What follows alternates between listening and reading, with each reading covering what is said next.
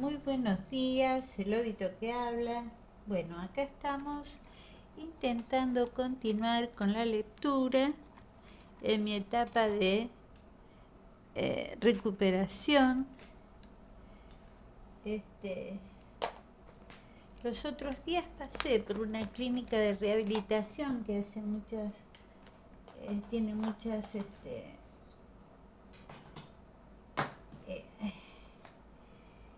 formas de rehabilitarse, ¿no? Y digo, voy a entrar. Estaba averiguando por ese lado. Porque realmente me siento un poco mejor, pero bueno, hay que pasarlas, ¿eh? Bueno, estamos con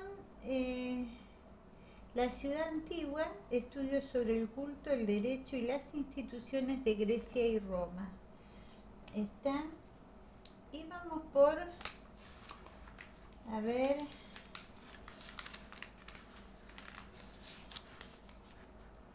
la antigua moral de la familia. Está, y habíamos quedado por acá. He aquí pues las primeras leyes de la moral doméstica encontradas y sancionadas. No hablo, o sea, voy a tratar de hablar lo mejor posible, pero me cuesta un poquito, voy a decir, y sancionadas. He ahí, amén del sentimiento natural, una religión imperiosa, diciendo al hombre y a la mujer que están unidos por siempre, y que de esa unión se derivan deberes rigurosos cuyo olvido implicaría consecuencias gravísimas en esta vida y en la otra. De ahí procede el carácter serio y sagrado de la unión conyugal entre los antiguos y la pureza que la familia ha encerrado durante mucho tiempo. Esta moral doméstica aún prescribe otros deberes. Dice a la esposa que debe obedecer, al marido que debe mandar. Enseña a ambos que deben respetarse mutuamente. La mujer tiene derechos, pues conserva un sitio en el hogar. A ella corresponde velar para que no la apague. Ella singularmente debe estar atenta para que se conserve puro. Ella lo invoca, ella le ofrece el sacrificio, también ella tiene su sacerdocio. Donde ella no está, el culto doméstico resulta incompleto e insuficiente. Es gran desgracia para un griego el tener un hogar falto de esposa. Entre los romanos, la presencia de la mujer es tan necesaria en el sacrificio que el sacerdote pierde su sacerdocio en cuanto queda viudo. Puede creerse que a esta coparticipación en el sacerdocio doméstico ha debido a la madre de familia la veneración de que constantemente se la ha rodeado en la sociedad griega y romana. De ahí procede que la mujer ostente en la familia el mismo título que su marido. Los latinos dicen pater familias y mater familias. Los griegos, los indos, y de ahí procede también la fórmula que la mujer pronunciaba en el casamiento romano. Cada fórmula que nos advierte que si en casa no existe igual autoridad, hay al menos igual dignidad. Cuanto al hijo, ya le hemos visto sometidos a la autoridad de un padre que puede venderlo y condenarlo a muerte. Pero este hijo también desempeña su papel en el culto, realiza una función en la ceremonia religiosa.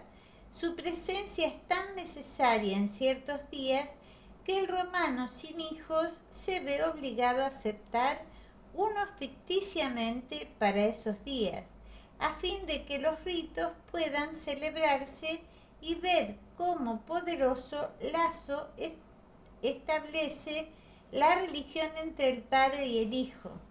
Se cree que una segunda vida en la tumba, vida feliz y tranquila, si las comidas fúnebres se ofrecen regularmente así, el padre está convencido de que su destino tras esta vida dependerá del cuidado que su hijo otorgue a la tumba. Y el hijo, por su parte, está persuadido de que muerto su padre se convertirá en un dios al que habrá de invocar. Está.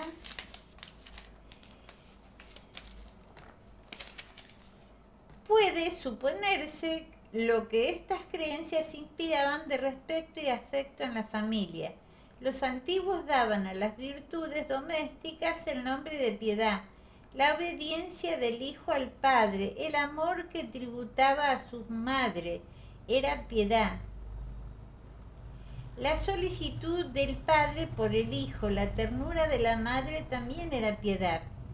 Todo era divino en la familia, sentimiento del deber, afecto natural, idea religiosa. Todo se confundía formando una sola cosa y expresándose con el mismo nombre. Quizá parezca muy extraño incluir el amor a la casa entre las virtudes que así sucedía entonces. Este sentimiento radicaba profundo y poderoso en sus almas. Ved a Anquises, que ante Troya ardiendo no quiere abandonar su vieja morada. Ved a Ulises, al que ofrecen todos los tesoros y aún la inmortalidad, y solo quiere volver a ver la llama de su hogar. Lleguemos a Cicerón. No es ya un poeta, sino un hombre de Estado quien habla: aquí está mi religión, aquí mi raza, aquí los restos de mis padres. No sé qué encanto hay aquí que se apodera de mi corazón y de mis sentidos. Es preciso transportarnos con el pensamiento en medio de las antiguas generaciones para comprender hasta qué punto estos pensamientos debilitados, ya en tiempo de Cicerón, habían sido vivos y fuertes. La casa solo es un domicilio para nosotros, un albergue sin gran pena. La dejamos y olvidamos, y si la tomamos afecto, es por la fuerza de los hábitos y de los recuerdos, pues la religión no interviene para nada. Nuestro Dios es el Dios del universo y en todas partes lo encontramos. Otra cosa muy distinta ocurría entre los antiguos: su principal divinidad, su providencia, la que individualmente les protegía, escuchaba sus oraciones y atendía sus votos. Estaba en el interior de sus casas, fuera de la mansión. El hombre ya no sentía al Dios, el Dios del vecino le era hostil. El hombre amaba entonces su casa como hoy ama su iglesia. Así las creencias de las primeras edades no han sido ajenas al desenvolvimiento moral de esta parte de la humanidad. Estos dioses prescribían la pureza y prohibían la efusión de sangre. Si la noción de justicia no ha nacido de esta creencia, al menos la ha fortificado. Los dioses pertenecían en común a todos los miembros de una misma familia, que se ha encontrado así unida con un lazo poderoso, y todos sus miembros han aprendido a amarse y respetarse mutuamente. Estos dioses vivían en el interior de la casa. El hombre pues ha amado su casa, su morada fija y duradera, que había recibido de sus abuelos y legado a sus hijos como un santuario. La antigua moral regulaba por estas creencias, ignoraba la caridad, pero enseñaba cuando menos las virtudes domésticas. El aislamiento de la familia fue en esta raza el principio de la moral. En ese aislamiento se manifestaron los deberes claros, precisos, imperiosos, pero encerrados en un círculo muy restringido y que él podrá recordarnos en el decurso de este libro el carácter estrecho de la moral primitiva, pues la sociedad civil fundada más tarde en los mismos principios revistió idéntico carácter y así podrán explicarse muchos rasgos singulares de la política antigua. Bueno, y acá terminamos con el capítulo 9 y el capítulo que sigue, que lo vamos a ver en otro video, es el capítulo 10 y se llama La gens en Roma y en Grecia.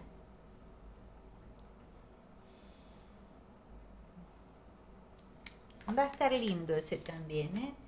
Vamos a señalar esto antes que después me olvide y pase otro papelón más cuando quiero hacer un video y veo que me olvidé de señalar. Está. Yo lo que quería hoy era leer algo que encontré. Yo estudié siempre con libros viejos porque no tenía para comprar libros nuevos. Sí, y cuando iba a las bibliotecas y así, sí. Pero mi instituto, como siguió ambulante, tenía que estudiar con lo que tenía a mano, con lo que podía. Esta es una enciclopedia que a mí me salvó muchísimo. Creo que se llama Consulta. La enciclopedia es hermosa. Yo la amo. Pero era de escribir todo. Yo siempre escribo todo. Hay gente que no le gusta. Si yo ahora veo, digo que desprolijo, pero a mí me servía porque tenía que estudiar por los pasillos, por la calle, qué sé yo, y con mi instituto ambulante era difícil. Bueno, voy a leer el concepto de enfermedad que está acá en esta página.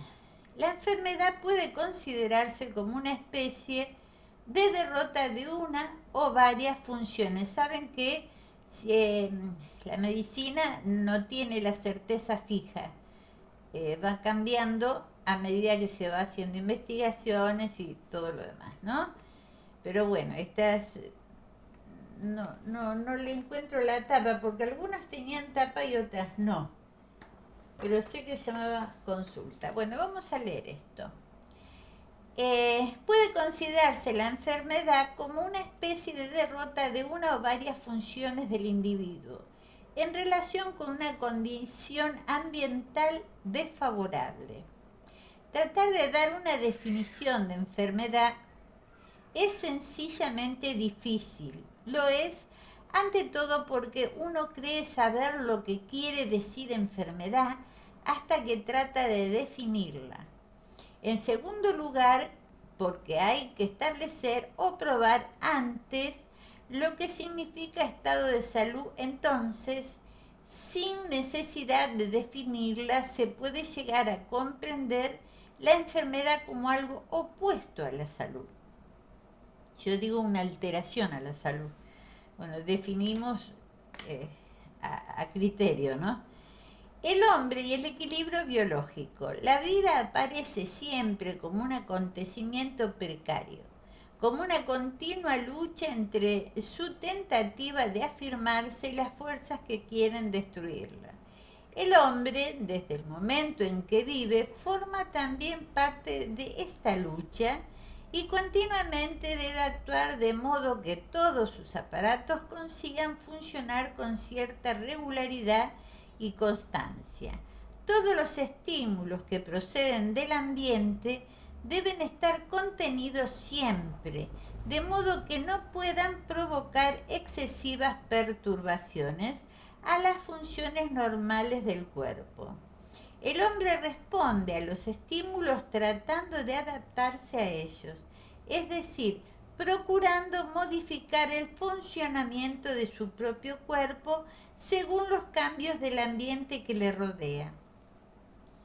En otras palabras, la máquina humana trata de funcionar a un régimen ni demasiado elevado ni demasiado bajo, pero en todo caso, tal régimen debe mantenerse constante dentro de ciertos límites. El estado de salud. Ahora bien, este régimen, este equilibrio interno que el organismo se esfuerza en mantener, corresponde al estado de salud. Es decir, que la salud se identifica con el funcionamiento equilibrado. Esto, por ejemplo, yo siempre trataba de buscar las coincidencias entre el derecho y la medicina, ¿no? Es impresionante la cantidad de coincidencias que hay en distintos conceptos sobre la vida, ¿no? El equilibrio, tratando siempre de encontrar el equilibrio, ¿no? Y en el derecho también hay que buscar el equilibrio, porque ¿vieron la balancita esa que siempre se identifica con el derecho? Eso también significa equilibrio, ¿está? Y hay momentos en crisis que nadie tiene equilibrio, muy poca gente. Así que eso es lo que tenemos que tratar de no desequilibrarnos en crisis. Bueno, siempre muy inestable que se establece a cada momento entre fuerzas opuestas.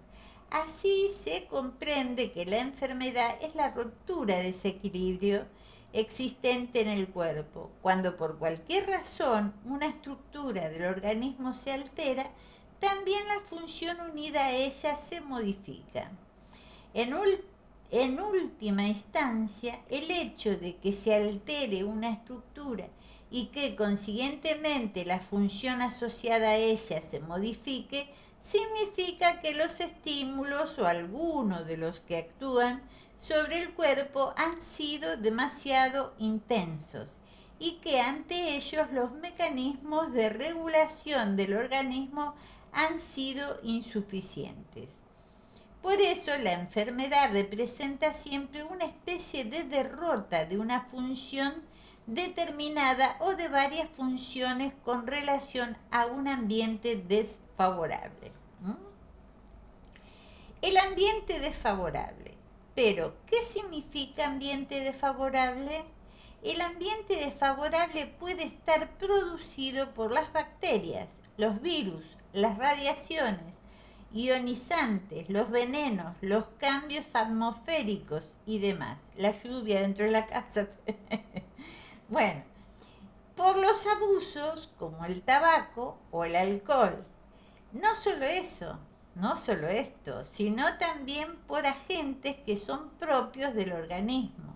Por ejemplo, los agentes ligados a causas hereditarias. En este punto, tras haber precisado el concepto de ambiente desfavorable, se comprende que la enfermedad, para establecerse, reconozca agentes, o mejor, factores desencadenantes responsables, que son los llamados factores etiológicos, que queda también por precisar que generalmente no basta un solo factor para provocar la aparición de una enfermedad, sino que es necesaria siempre la participación de mayor número de ellos.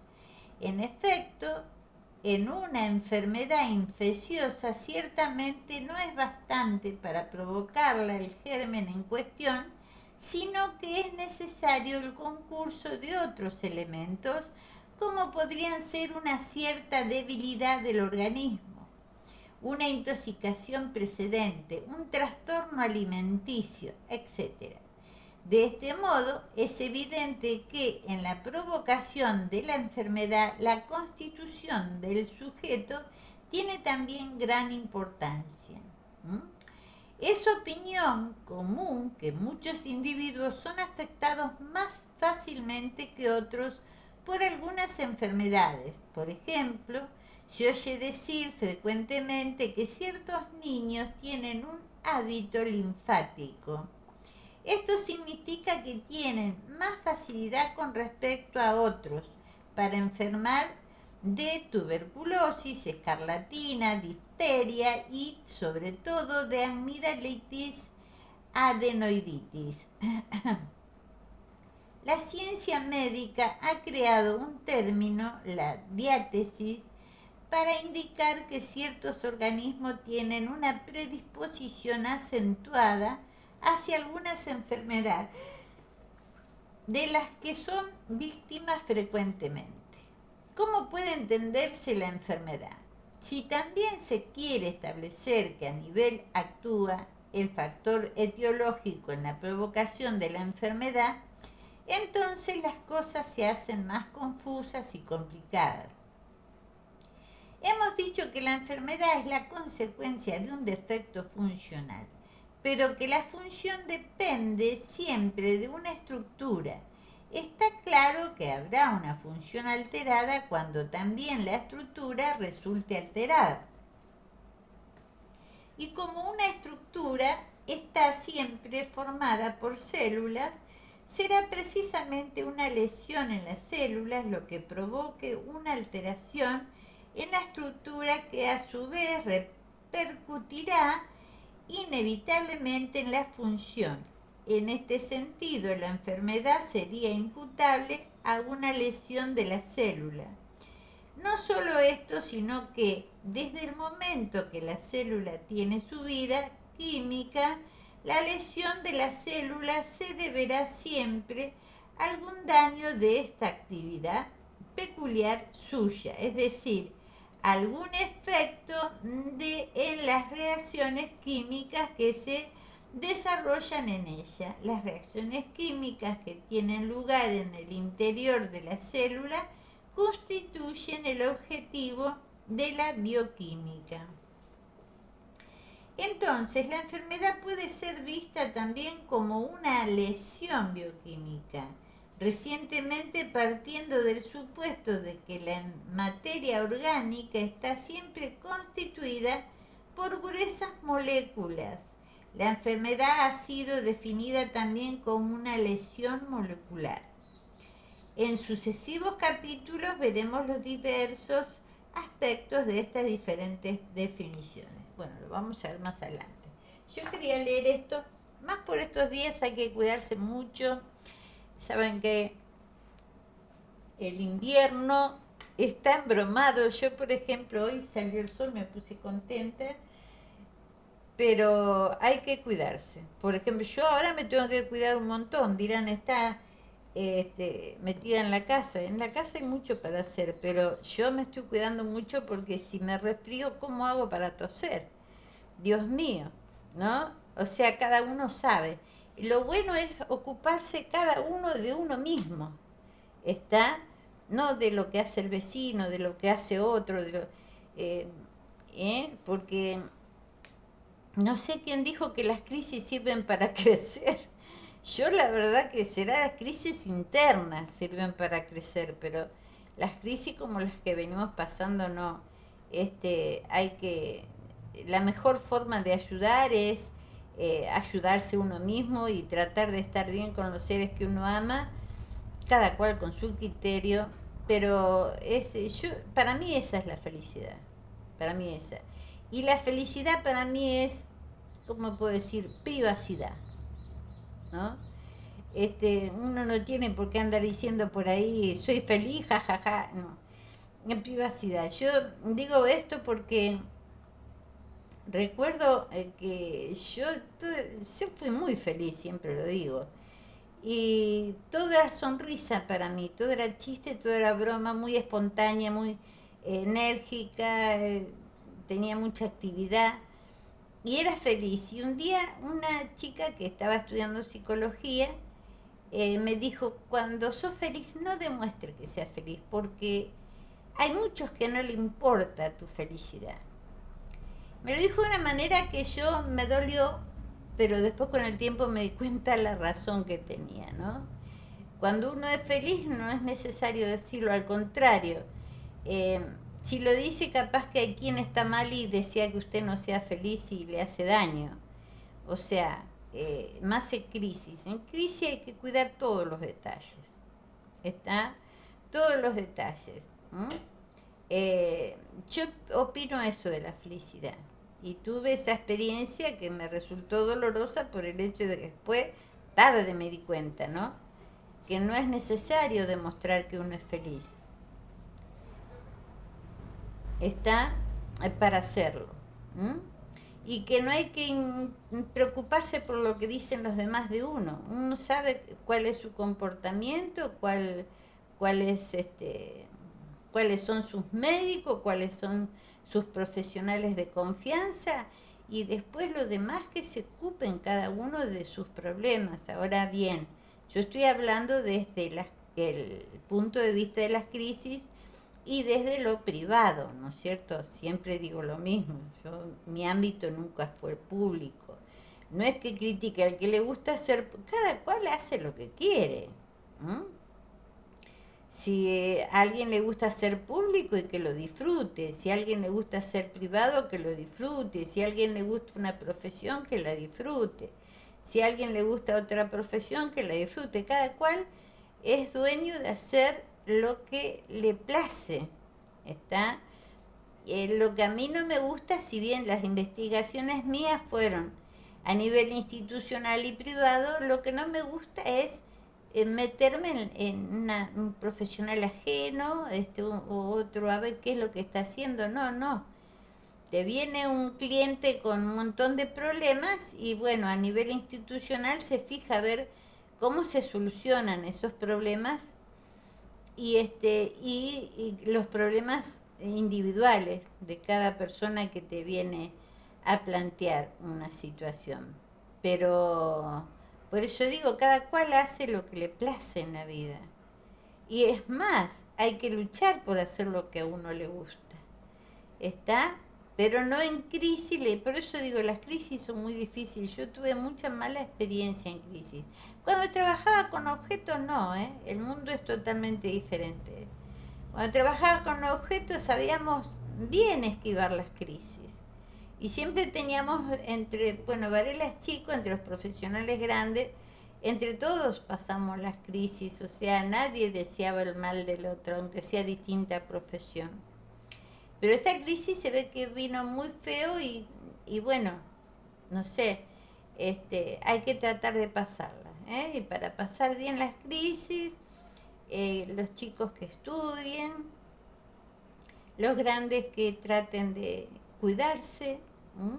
Cuidar la salud, porque llegar a viejo sin salud no es ninguna ganancia, ¿no es cierto? Entonces uno sabe dónde se tiene que cuidar, cómo se tiene que cuidar y cuándo ir al médico. ¿Está? Entre los mismos médicos vamos al médico, entre los mismos abogados vamos a los abogados, o sea, cada cual se maneja como acostumbra a manejarse. E igual así, todas mis profesiones yo siempre fui muy solista. Por ahí consultar a alguien que sé que tiene buena trayectoria, que es buen profesional y qué sé yo. Pero en crisis no aconsejo que, que tengan confianza. Por ejemplo, siempre hablo desde el punto de vista del inmueble, ¿no? O sea, el techo, que es fundamental. Si alguien me dice que perder el techo es saludable, bueno, ¿dónde está, no? Habría que hacerle un análisis, un chequeo general, psiquiátrico, qué sé yo. Pero no, no. En crisis, lo fundamental cuando se trata de inmueble, que es el techo donde se refugia una familia, que hay que respetar, porque todos tenemos nuestra privacidad, y no tenemos por qué ir a molestar en crisis a alguien que se vaya a la calle, que arrojarte una familia en la calle y que total me salvo yo, me gano un puestito, ¿no? Esas cosas aberrantes no. Pero sí que hay que tratar de calmarse, ¿tá? A veces hay dolores muy fuertes que florecen en las crisis porque pasan situaciones muy injustas, que a lo mejor de personas que no son de nuestro gusto, sí o no, igual pasan cosas justas, y da bronca, y bueno, al que le gusta hacer escándalo, que haga escándalo, vaya al obelisco, haga lo que quiera. Cada vez somos dueños, pero tranqui. Mientras sea todo tranqui, bárbaro. Está la violencia, no conduce a nada. Ujú. Bueno, lo dejamos acá, espero que les sirva, que les sea de utilidad por un futuro mejor con optimismo y fe.